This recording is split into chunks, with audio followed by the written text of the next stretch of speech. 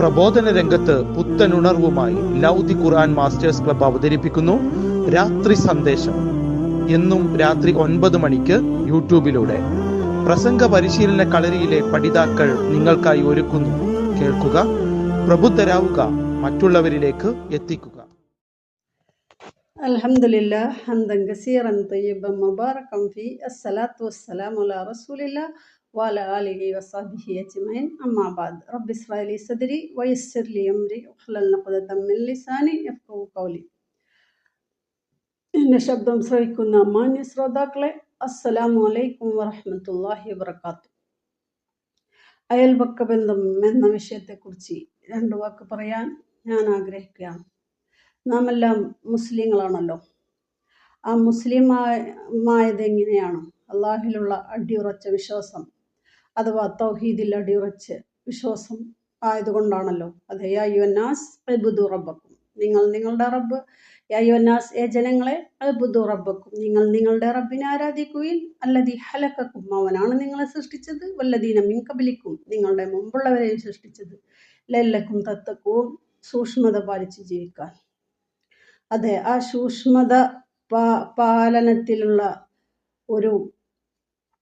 നമ്മൾ ജീവിക്കുമ്പോൾ നമ്മുടെ അടുത്ത അയൽവാസികളോടുള്ള ബാധ്യത അള്ളാഹു നബി സല്ലല്ലാഹു അലൈഹി വസല്ലം പഠിപ്പിച്ചു തന്നതാണല്ലോ അയൽപക്ക ബന്ധം.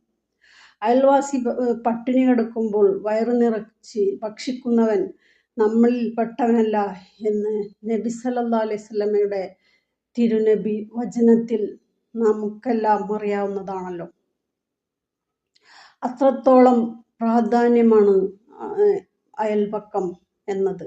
പക്ഷെ ഇപ്പോൾ ഖേദകരമെന്ന് പറയട്ടെ, എല്ലാവരും ഈ ഫോണും എല്ലാം തോണ്ടിയിട്ടും മറ്റവും മറിച്ചും ആയിട്ടിങ്ങനെ ഇരിക്കുമ്പോൾ അയൽവാസിയെ ഒന്നും ശ്രദ്ധിക്കാനോ അല്ലെങ്കിൽ അടുത്തുള്ളവൻ്റെ വേദന അറിയാനോ അത് പരിഗണിക്കാനോ ഒന്നിനും ഒരു സമയമില്ലാത്തൊരു കാലഘട്ടത്തിലാണ് നാം ഏവരും ജീവിച്ചു കൊണ്ടിരിക്കുന്നത്.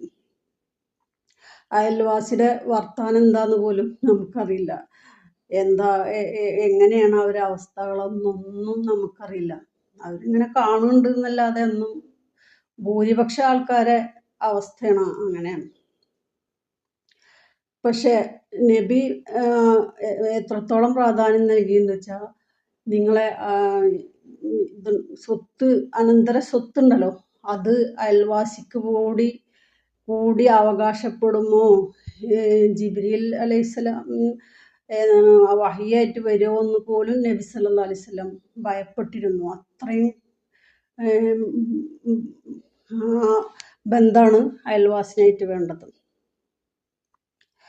ആ അയൽവാസിയുടെ ബന്ധം നമുക്ക് ഊട്ടിയുറപ്പിക്കാനും നാം യഥാർത്ഥ മുസ്ലിമായി ജീവിച്ചു മരിക്കാനും തൗഹീദിൽ അടിയുറച്ച വിശ്വാസികളാവാനും നമുക്ക് ഏവർക്കും അല്ലാഹു തൗഫീഖ് നൽകുമാറാവട്ടെ.